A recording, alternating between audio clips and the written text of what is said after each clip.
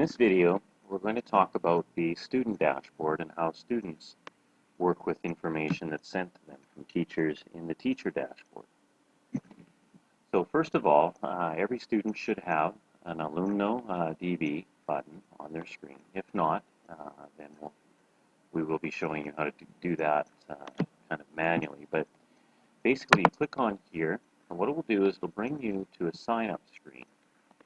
Now, if your name doesn't appear on here, for example, if you've never ever gone into the dashboard area, then you can click on this area and enter your account name, followed by the password. Now, we're going to be going in as Mary Fernandez. And so we're going to click on here. We put in the password. Click on Sign In. Okay, sometimes you'll get this message coming up on your screen, and that's okay. Just click on this area down here to reach the student dashboard. Because it automatically tries to go into the teacher one, but if you're a student, you don't have the rights to go in there, so you'll get that message. What it will do is we'll bring up a list of all of your assignments that have been sent to you. You can see that some of the assignments over here have a status of completed. These are ones that you've already worked on. And then the other ones are ones that you're still working on here. You can see that you're receiving assignments in every subject where teachers are sending information to you, whether it's Word, this subject, the administration. It doesn't much matter. Each subject will be listed here, and you'll be able to see who's sending you information over here, who it's been assigned by the teacher. You'll also see when it's due and the actual progress on it. Now, in order to look at something that has been sent to you, or a particular assignment, what you do is you click on the Edit button. By the way, if this screen doesn't come up, just simply go up to here and click on My Assignments. So here I click on Edit.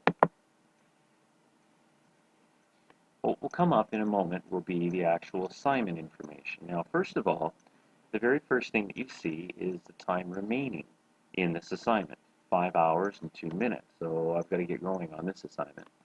I see the due date, the subject, who it was assigned to me by, and then any assignment instructions that are available here. Now, this is a file that has been sent along with it. This could be a video, it could be, as it is in this case, some sort of a survey. It doesn't much matter. And over here we see other things like the timeline. The timeline basically lists everything that was that's happened on this assignment so far, whether it was when it was sent, when it was collected and returned. Okay, I can ask a question. If I have a particular question of the teacher, I can go to here and I can click on this and I can say anything. If this is about math tables, why did I receive Excel survey?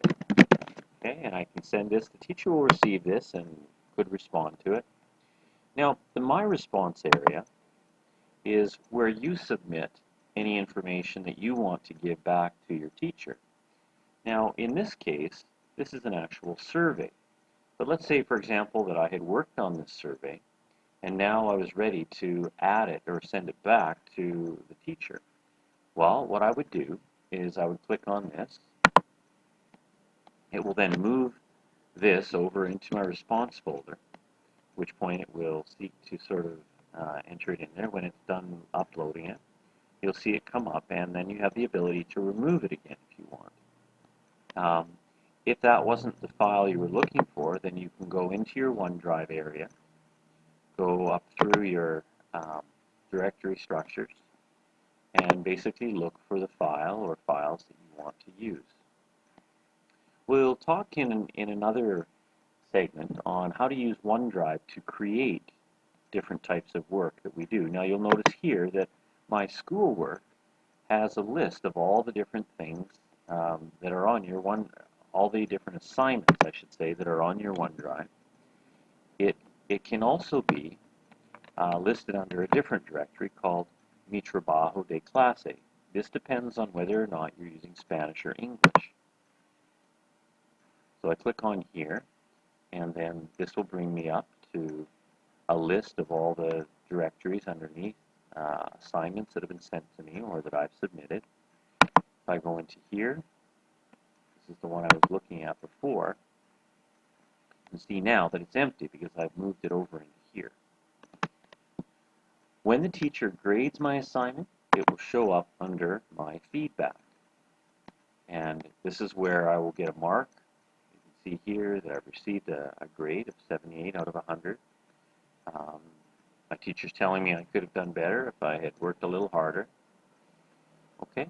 Now, when I believe that my assignment has been done, now, and this can sometimes take a little bit of time.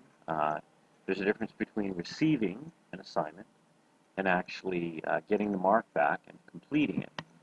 But when I feel relatively happy with having completed this assignment, I've received my feedback, all those kinds of things, then what I can do is I can click on Assignment Completed.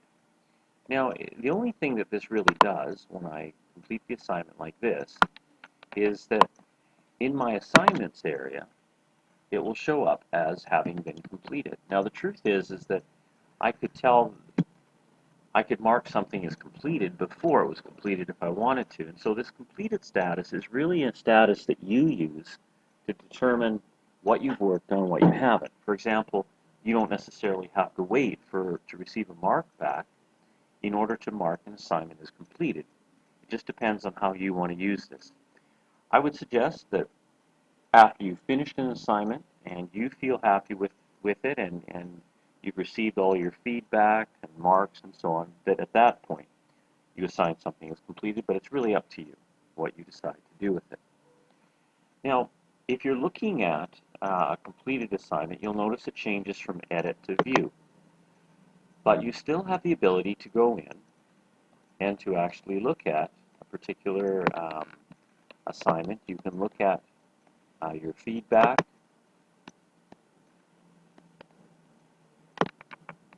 Okay.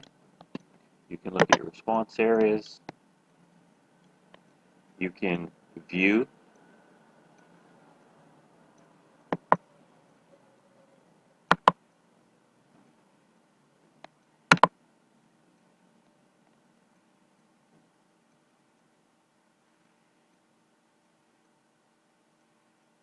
Now you'll notice that once you've put something in the response folder that you don't have the ability to edit it. But if you move it back into your OneDrive area, then you can click on it and you can actually go ahead and edit it.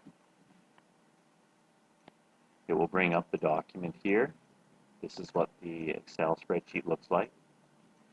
Okay, I can close that down and come back to here.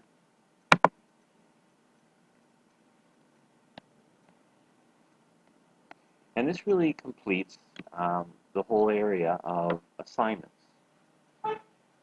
We're going to talk in our next video about using OneDrive to create different types of files, to create different kinds of assignments, and so on.